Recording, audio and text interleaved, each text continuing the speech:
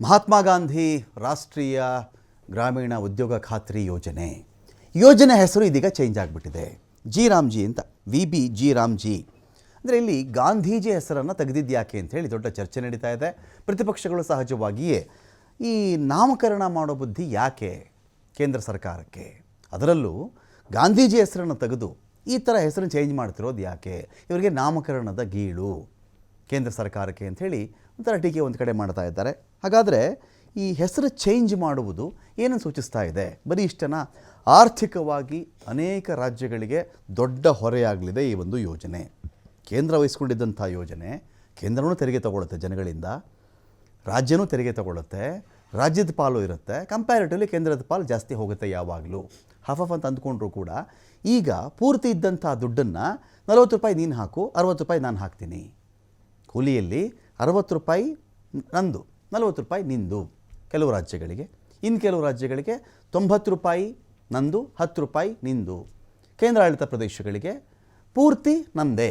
ಈ ಥರದೊಂದು ಬಂದಿದೆಯಲ್ಲ, ಎಕನಾಮಿಕಲಿ ಯೋಚನೆ ಮಾಡಿದ್ರೂ ಕೂಡ ಅನೇಕ ರಾಜ್ಯಗಳಿಗೆ ಇದು ಹೊರೆಯಾಗುತ್ತೆ. ಸಪೋಸ್ ಗ್ಯಾರಂಟಿ ಯೋಜನೆ ಜಾರಿ ಮಾಡ್ತಾ ಇರ್ತಕ್ಕಂಥ ರಾಜ್ಯಗಳಿಗೆ ಇದು ಎಕ್ಸ್ಟ್ರಾ ಹೊರೆ ಕೂಡ ಆಗಬಲ್ಲದು.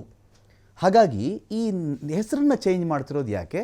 ಗಾಂಧೀಜಿಯನ್ನು ಕಂಡ್ರೆ ಆಗಲ್ವಾ ಕೇಂದ್ರ ಸರ್ಕಾರಕ್ಕೆ, ಅಥವಾ ಗಾಂಧಿ ಹೆಸರು ಮಾತ್ರ ಆಗಲ್ವಾ? ಏನು ಮಾಡಲಿಕ್ಕೆ ಹೊರಟಿದೆ? ಎಲ್ಲ ದೊಡ್ಡ ಮಟ್ಟದ ಚರ್ಚೆ ನಡೀತಾ ಇದೆ. ಇನ್ನು ಹೆಸರು ಚೇಂಜ್ ಆಗಿರೋದು ಒಂದು ಪಟ್ಟಿ ಓದ್ಬಿಡ್ತೀನಿ ನಾನು, ಸ್ಕ್ರೀನ್ ಮೇಲೂ ಕೂಡ ಬರಬಹುದು ನಿಮಗಿದು. ನೋಡಿ, ಇಲ್ಲಿ UPA ಸರ್ಕಾರದ ಯೋಜನೆಗಳ ಹೆಸರಲ್ಲೂ ಏನೇನು ಚೇಂಜ್ ಆಯಿತು ಅಂಥೇಳಿ. ನಿರ್ಮಲ್ ಭಾರತ್ ಇತ್ತು, ಸ್ವಚ್ಛ ಭಾರತ್ ಮಿಷನ್ ಅಂತ ಆಯಿತು. ನಿರ್ಮಲ್ ಭಾರತ್ ಸ್ವಚ್ಛ ಭಾರತ್ ಮಿಷನ್ ಅಂತ ಮಾಡಿದ್ರು ಈ ಒಂದು ಯೋಜನೆಯನ್ನು. ಇನ್ನೊಂದು ಕಡೆ national manufacture policy make in India ಅಂತ ಆಯಿತು. ನ್ಯಾಷನಲ್ ಮ್ಯಾನುಫ್ಯಾಕ್ಚರ್ ಪಾಲಿಸಿಯನ್ನು ಮೇಕ್ ಇನ್ ಇಂಡಿಯಾ ಅಂತ ಮಾಡಿದ್ರು. ನ್ಯಾಷನಲ್ ಸ್ಕಿಲ್ ಡೆವಲಪ್ಮೆಂಟ್ ಪ್ರೋಗ್ರಾಮನ್ನು ಸ್ಕಿಲ್ ಇಂಡಿಯಾ ಅಂತ ಮಾಡಿದ್ರು. ಸ್ಕಿಲ್ ಡೆವಲಪ್ಮೆಂಟ್ ಪ್ರೋಗ್ರಾಮ್ ಇತ್ತಲ್ಲ, ಅದನ್ನು ಸ್ಕಿಲ್ ಇಂಡಿಯಾ ಅಂತ ಇವರು ಮಾಡ್ಕೊಂಡಿದ್ದಾರೆ. ಇನ್ನೊಂದು ಕಡೆ ಸ್ವಾವಲಂಬನ್ ಯೋಜನೆ ಅಟಲ್ ಪೆನ್ಷನ್ ಯೋಜನೆ ಅಂತ ಆಯಿತು. Atal pension Yojana. Free LPG to BPL family, ಇದು ಪ್ರಧಾನಮಂತ್ರಿ ಉಜ್ವಲ ಯೋಜನೆ ಆಯಿತು. ಉಜ್ವಲ ಯೋಜನೆ ಗೊತ್ತಲ್ಲ, ಆ ಒಂದು ಯೋಜನೆ ಅಂತ ಇದನ್ನು ಮಾಡಿಕೊಂಡ್ರು ಅಂಥೇಳಿ. ಅಗ್ರಿಕಲ್ಚರಲ್ ಇನ್ಶೂರೆನ್ಸ್ ಯೋಜನೆಯನ್ನು ಪ್ರಧಾನಮಂತ್ರಿ ಫಸಲ್ ಭೀಮಾ ಯೋಜನೆ ಅಂತ ಮಾಡಿಕೊಂಡ್ರು. National girl child day program, ಇದನ್ನು ಬೇಟಿ ಬಚಾವೋ ಬೇಟಿ ಪಡಾವೋ ಯೋಜನೆ ಅಂತ ಮಾಡಿಕೊಂಡ್ರು. ಜನೌಷಧಿ ಸ್ಕೀಮ್, ಪ್ರಧಾನಮಂತ್ರಿ ಜನೌಷಧಿ ಸ್ಕೀಮ್ ಅಂತ ಮಾಡಿಕೊಂಡ್ರು. National governance plan digital India ಅಂತ ಆಯಿತು.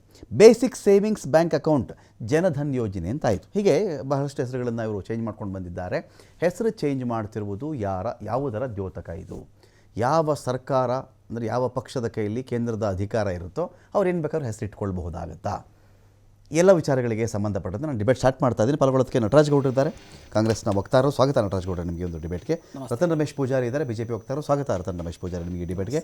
ಡಾಕ್ಟರ್ ಸತೀಶ್ ಅವರಿದ್ದಾರೆ, ಆಮ್ ಆದ್ಮಿ ಪಕ್ಷದ ವಕ್ತಾರರು. ಸ್ವಾಗತ ಸತೀಶ್ ಅವರು ನಿಮಗೆ ಒಂದು ಡಿಬೇಟ್ಗೆ. ಈಗ ನಟರಾಜ್ ಗೌಡ್ರೆ, ಈ ಹೆಸರೆಲ್ಲ ಚೇಂಜ್ ಆಗಿದೆಯಲ್ಲ, ಏನು ಪ್ರಾಬ್ಲಮ್ ಆಯಿತಾ ನಿಮಗೆ ಇದರಿಂದ?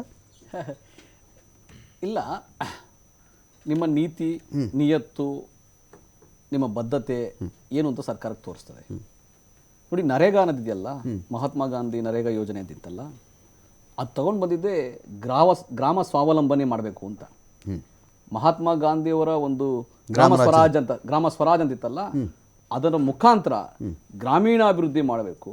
ಗ್ರಾಮೀಣ ಭಾರತದ ರೈತರಿಗೆ, ಯಾರು ಕೂಲಿ ಕಾರ್ಮಿಕರಿಗೆ, ಭೂರಹಿತರಿಗೆ 100 ದಿನ ಅವ್ರಿಗೆ ಉದ್ಯೋಗ ಕೊಡಬೇಕು, ಸ್ವಾವಲಂಬನೆ ಮಾಡಬೇಕು. ಗ್ರಾಮೀಣ ಭಾರತದ ಆಸ್ತಿ ಹೆಚ್ಚಳ ಮಾಡಬೇಕು. ಅವ್ರ ಮನೆ ಮುಂದೆ ರಸ್ತೆ ಅವ್ರು ಮಾಡ್ಕೊಂಡ್ರೆ ಅವ್ರಿಗೆ ದುಡ್ಡು ಕೊಡಬೇಕು, ಅವ್ರ ಹೊಲಕ್ಕೆ ಬದ ಮಾಡ್ಕೊಂಡ್ರೆ ಅವ್ರಿಗೆ ದುಡ್ಡು ಕೊಡಬೇಕು, ಅವ್ರ ಹೊಲದಲ್ಲಿ ತೆಂಗಿನಕಾಯಿ ಉಡ್ಲಿಕ್ಕೆ ಗುಂಡಿ ತೋಡಿದ್ರೆ ದುಡ್ಡು ಕೊಡಬೇಕು. ಈ ರೀತಿಯ ಯೋಜನೆ ಮಾಡ್ಕೊಂಡು ಬಂದು ನರೇಗಾ ಸ್ಕೀಮ್ ತಗೊಂಡು ಬಂದಿದ್ದು, ಆ ಜನರಿಗೆ ಉದ್ಯೋಗನೂ ಆಗಬೇಕು, ಅಲ್ಲೊಂದು ಆಸ್ತಿ ಕ್ರಿಯೇಟ್ ಆಗಬೇಕು. ಈ ಕೇಂದ್ರ ಸರ್ಕಾರಕ್ಕೆ ಅದು ಮಹಾತ್ಮ ಗಾಂಧಿಯ ಮೇಲೆ ಯಾಕೆ ಏನು ದ್ವೇಷ ನಮಗೆ ಗೊತ್ತಿಲ್ಲ. ಅವ್ರ ಮೇಲೆ ಯಾಕೆ ಅಷ್ಟೊಂದು ಅಸಹನೆ ಇದೆ ಕೇಂದ್ರ ಸರ್ಕಾರಕ್ಕೆ ಅನ್ನೋದು ನಮ್ಗೆ ಅರ್ಥ ಆಗ್ತಾ ಇಲ್ಲ ಇಲ್ಲಿವರೆಗೂ. ಅವರು ಗೋಡ್ಸೆಯ ಆರಾಧನೆ ಮಾಡ್ತಾನೆ ಇದ್ದಾರೆ, ಅದು ಇವತ್ತಿಲ್ಲ, ಬಹಳ ದಿನಗಳಿಂದ ಮಾಡ್ತಾನೆ ಇದ್ದಾರೆ. ಆದ್ರೆ ಮಹಾತ್ಮ ಗಾಂಧಿ ಮೇಲೆ ಇಷ್ಟೊಂದು ದ್ವೇಷವನ್ನ ನಾವು ಸಾಮಾಜಿಕ ಜಾಲತಾಣ ನೋಡ್ತಿದ್ವಿ. ಎಷ್ಟೊಂದು ಜನ BJP ನಾಯಕರು ಗೋಡ್ಸೆ ಗ್ರಾಮೀಣ ಖಾತ್ರಿ ಯೋಜನೆ ಅಂತ ಮಾಡಿಲ್ವಲ್ಲ ಅವರಿಗೆ, ಇದನ್ನ ಅದರ ಒಂದು ಯೋಜನೆ ಮಾಡ್ಕೊಂಡು ಬಿಡ್ಲಿ ಅವರು. ಗೋಡ್ಸೆ ಇಲ್ಲ, ಅವ್ರಿಗೆ ಖಾತ್ರಿ ಯೋಜನೆ, ಉದ್ಯೋಗ ಖಾತ್ರಿ ಯೋಜನೆ. ಮಹಾತ್ಮ ಗಾಂಧಿಯವರ ತೇಜೋವಧೆಯನ್ನ ನಿರಂತರವಾಗಿ ಯಾವಾಗಲೂ ಮಾಡ್ತಾನೇ ಬಂದಿದ್ದಾರೆ BJPಯ ಬಹಳಷ್ಟು ನಾಯಕರು. ಅಂದ್ರೆ ಇದು ರಾಹುಲ್ ಗಾಂಧಿ, ರಾಜೀವ್ ಗಾಂಧಿ, ಇಂದಿರಾ ಗಾಂಧಿ ಜೊತೆಗೆ ಮಾತ್ರ ಇದು ನಿಂತಿಲ್ಲ ಅಂತ ನೀವು ಹೇಳ್ತಿರೋದು. ಇದು ಗಾಂಧೀಜಿಯವರೆಗೂ ಹಿಂದಕ್ಕೆ ಹೋಗ್ತಿದೆ ಇದು ಅಂತನಾ? ಇದು ಇನ್ನೂ ಹಿಂದಕ್ಕೆ ಹೋಗ್ತಾ ಇದೆ. ನೋಡಿ, ಇಂದಿರಾ ಆವಾಸ್ ಯೋಜನೆ ಅಂತಿತ್ತು, ಇವರು ಪ್ರಧಾನಮಂತ್ರಿ ಆವಾಸ್ ಯೋಜನೆ ಅಂತ ಮಾಡಿದ್ರು. ರಾಜೀವ್ ಗಾಂಧಿ ವಿದ್ಯುದೀಕರಣ ಅಂತ ಇತ್ತು ಯೋಜನೆ, ಇವರು ದೀನ್ ದಯಾಳ್ ಗ್ರಾಮೀಣ ವಿದ್ಯುದೀಕರಣ ಅಂತ ಮಾಡಿದ್ರು. ರಾಜೀವ್ ಗಾಂಧಿ ತೆಗೆದು ದೀನ್ ದಯಾಳ್ ಮಾಡಿದ್ರು. ಜವಾಹರ್ಲಾಲ್ ನೆಹರು ಅರ್ಬನ್ ಡೆವಲಪ್ಮೆಂಟ್ ಅಂತ ಹೇಳಿ JN ನರ್ಮ್ ಅಂತ ಹೇಳಿ ಬಸ್ಗಳು ಕೊಡ್ತಾ ಇದ್ರು. ಅದು ತೆಗೆದು ಇವರು ಅಟಲ್ ನಗರೀಕರಣ ಅಂತ ಮಾಡಿದ್ರು. ಜವಾಹರ್ಲಾಲ್ ನೆಹರು ಬದಲಾಗಿ ಅಟಲ್ ಬಿಹಾರಿ ವಾಜಪೇಯಿ ಹಾಕೋಬಹುದು, ರಾಜೀವ್ ಗಾಂಧಿ ಬದಲಾಗಿ ದೀನ್ ದಯಾಳ್ ಹಾಕೋಬಹುದು. ಮಹಾತ್ಮ ಗಾಂಧಿ ಏನ್ರಿ ಬಿಡ್ರಿ. ಓಕೆ, ಮಹಾತ್ಮ ಗಾಂಧಿ ಈ ದೇಶಕ್ಕಾಗಿ ಪ್ರಾಣ ಕೊಟ್ಟವರು, ಸ್ವತಂತ್ರ ಹೋರಾಟ ಮಾಡಿದವರು, ಇಡೀ ಪ್ರಪಂಚನೇ 180 ಕಂಟ್ರಿಗಳು ಕೊಡ್ತಾ ಗೌರವ ಮಾಡುವಂತಹ ಏಕೈಕ ವ್ಯಕ್ತಿ ಈ ದಶಮಾನದಲ್ಲಿ ಪ್ರಪಂಚದಲ್ಲಿ ಯಾರಾದ್ರೂ ಇದ್ರೆ ಅದು ಮಹಾತ್ಮ ಗಾಂಧಿ ಮಾತ್ರ. ಅವ್ರ ಮೇಲೆ ಯಾಕ್ರಿ ಅಲ್ಲ, ನಿಮ್ದು ಯಾವ ಒಂದು ಯೋಜನೆ ತಗೊಂಡ್ಬನ್ನಿ. ನೀವು ಅಟಲ್ಜಿ ನರೇಂದ್ರ ಮೋದಿ ಯೋಜನೆ ಅಂತ ಇಟ್ಕೊಂಡ್ರೆ ನಿಮ್ಗೇನು ಪ್ರಾಬ್ಲಮ್ ಇಲ್ವಾ? ಮಾಡ್ಲಿ. ನರೇಂದ್ರ ಮೋದಿ ಸ್ಟೇಡಿಯಂ ಅಂತ ಅವರೇ ಉದ್ಘಾಟನೆ ಮಾಡ್ಬಿಟ್ರು. ಇದಕ್ಕೆ ಹೋಗ್ಬಿಟ್ಟು ಗುಜರಾತ್ ಹೋಗಿ ಯಾರ್ದು ಅಬ್ಜೆಕ್ಷನ್? ಅವ್ರು ಕಟ್ಟಿದ್ದೇನಾದ್ರೂ ಮಾಡ್ಲಿ. ಈಗ ನಾನು ಜವಾಹರ್ಲಾಲ್ ನೆಹರು ತೆಗೆದು ಅಟಲ್ಜಿ ಹೆಸರಿಟ್ರೆ ಅದು ಒಳ್ಳೆ ಬೆಳವಣಿಗೆ ಅಲ್ಲ.